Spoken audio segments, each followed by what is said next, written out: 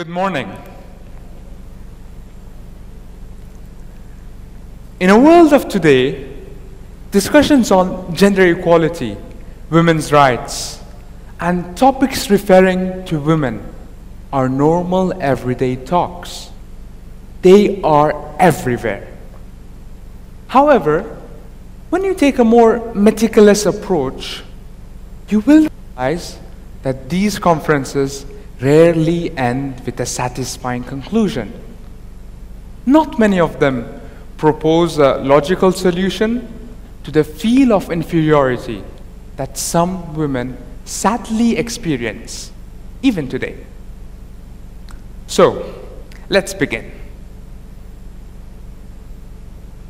Mid-1800s, women couldn't vote. We had feminists fighting for it. Makes sense. 2017, women can vote. We still have feminists. Sounds queer, doesn't it? Something is just not right. Ipsos Mori recently published a survey in which more than 17,000 people participated. And the results? Astonishing. 1 in every 5 people think women are inferior to men. Do you believe it? This is the case in the 21st century, where both men and women share almost all the basic human rights equally. It's safe to say that. Ladies here, you can vote, you can own a property, you can get educated. So why? Why do women have the notion of being less valued even these days? Well, I think I have an answer. Now, I can guess most of you will be wondering, oh, same boring topic again. But no, we're about to look at it from a completely different perspective. A new answer to the same old question. For that, though, we must hop onto a time machine and travel around 2,500 years back in time. Aristotle, Greek philosopher and scientist. Do you know him? You must know him. This gentleman believed men are on a higher status than women. He not only believed, he has sayings as well.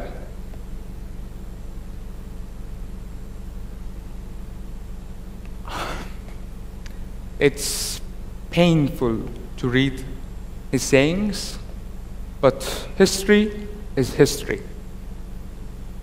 Not only him, but ancient Greece did not recognize women as human beings. They were treated on the same level with animals, or in the best possible description, a lesser being, a deformed human being. Let's bring on some maths to simplify the matter.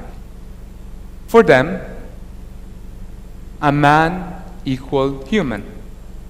A woman did not. Okay, you are now probably asking yourselves, why is this guy talking about ancient Greek history? What does it have to do with the world today, huh? The answer lies in cultural anthropology. I know it's a big scary name, but it's nothing but the study of human cultures. Ancient Greece has had an enormous amount of impact on culture in the Western world today. Greek culture, Greek literature, Greek architecture, Greek sciences, Greek ideologies, even governmental structure has exerted a massive influence on Western thinkers generations over generations. And today, where Western culture is being constantly advertised through all sorts of media, love it or hate it, we can conclude that this equation is still present in a little bit different and a more complex form. All right, let's connect everything. I will imagine I'm a woman. It's difficult, but I'll imagine. I'll try. I'm raged, I'm infuriated with the presence of such gender inequality, and I want to retain my status as a human in the global society. What would be my next move? What's the next step? Well, you might have sketched routes for yourselves, but this was the path that was taken, unfortunately. Be man to be human.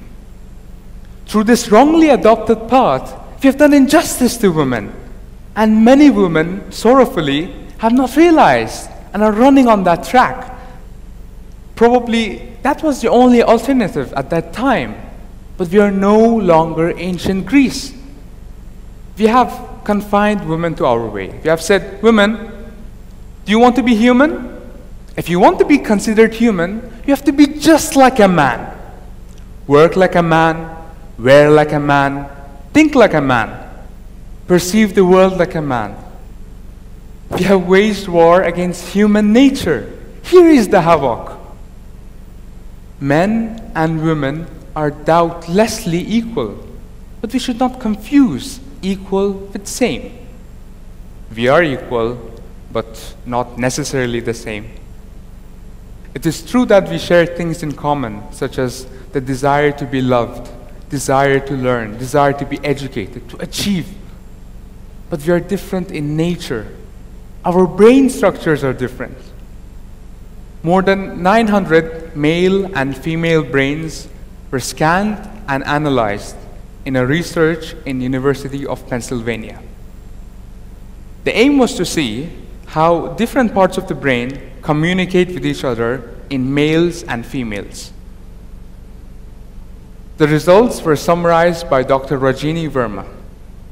She concludes, I was surprised that they were so significantly different. And this means we have different strengths and different roles to carry out.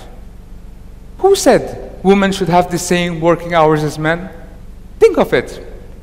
Imagine an office where women have a schedule specifically sketched for them, where they do not need to sacrifice their personal lives for work, where they will be valued for showcasing their strengths and abilities as a woman, where they do not need to be manly to be appreciated.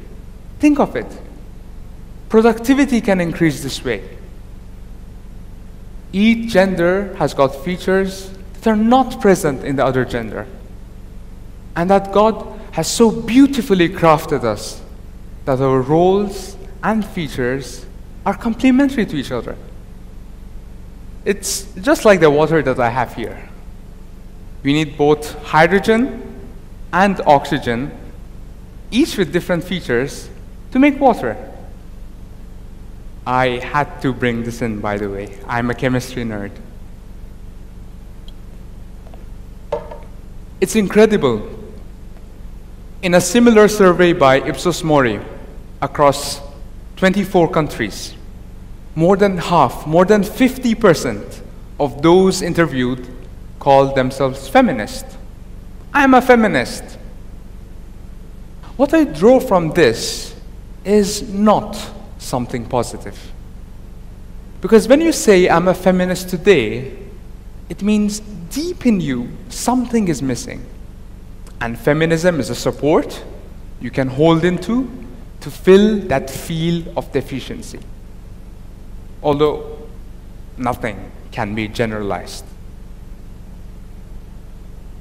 This is a test, testing visual spatial ability. A rotated shape is given, and you have got to select which one of the options show the original position of the shape. You can give it a try if you wish. It can twist your brain a bit. 200,000 men and women across 53 countries took part in a test like this. The results were striking. men significantly outperformed women. The conclusion was men possess a better spatial awareness. But is that true? This is another visual spatial test. Although over here, you have got to imagine the point of view of the facing person. It exactly tests the same ability as our previous mental rotation test. Although the different way the task was presented had a significant effect. In this, both men and women did equally well. There were no visible differences seen. Fascinating, right? We thought men were spatially better, but when we presented the same thing in a different way, we got a different result. We came to know we weren't right. Unfortunately, the world today is laid on a manly system, based on men's features and conveniences. Therefore, when women want to achieve and progress in this manly system, they're left with no option but to go the manly way in most of the cases. So the system from root is faulty and has to be changed. You ask, how? How can it be changed? I say by a large number of women not going the manly way, not feeding that wrong track, but instead doing tasks their own way, the womanly way. And when this happens, we will not only get the same results, but better results, much better results. We can now relate this to the visual spatial test. If women do not fight to be men, if they do not use all their energy in that futile track, we will be able to find our strengths better, build on them more efficiently, and most importantly, I insist, most importantly, women will no longer feel inferior. And when there is no feel of inferiority, when there is no psychological barrier, you can climb as high as you wish. A strength will spark in women that will open the heights of achievement to them. A fragile strength, fragile only in name and irony, that if realized and tapped, can make wonders. You, as women, may not realize that there is strength in fragility, that it is a graceful power women have, not a weakness. And when women realize this and use their fragile strength to their advantage and to everyone's advantage, we will craft a world happier and more advantageous from all aspects. Here is Marie Curie. I admire her personally. I like her. She revolutionized science forever. Winner of the Nobel Prize, and that twice in 2 different fields, besides being a wife and a considerate mother. She never thought, oh, chemistry is too manly, I can't do it. Yet, she never forgot one of her roles as a woman. Oprah Winfrey, born and raised in inhuman, miserable conditions.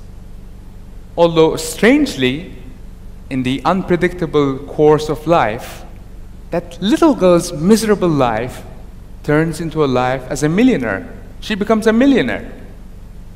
Now, anyone normally with such background in this case would spend lavishly for a luxurious life, leaving behind all the past misery, enjoy their lives, right? But no, Winfrey had bigger goals. Now, she's an active individual associated with a number of campaigns and movements who empower teenage girls in less fortunate parts of the world. She contributed millions of dollars from her own wealth to create a better world. Malala Yousafzai, a courageous woman who is fearlessly fighting for girls' education. not only through words and speeches, but by organizing campaigns, by raising funds in action. She is a hero because she stood for what she believed in. Women have the right to be educated in countries where they don't have access to education. Not losing her feminine identity, and while being just a 20-year-old girl. Who would imagine? Women of grandeur and greatness like them are too large in numbers to list here. These women never feel inferior. They're women, they live as women, are proud to be women, and make wonders as women. My message to women is clear. Women, be women, and the world will be yours. Thank you.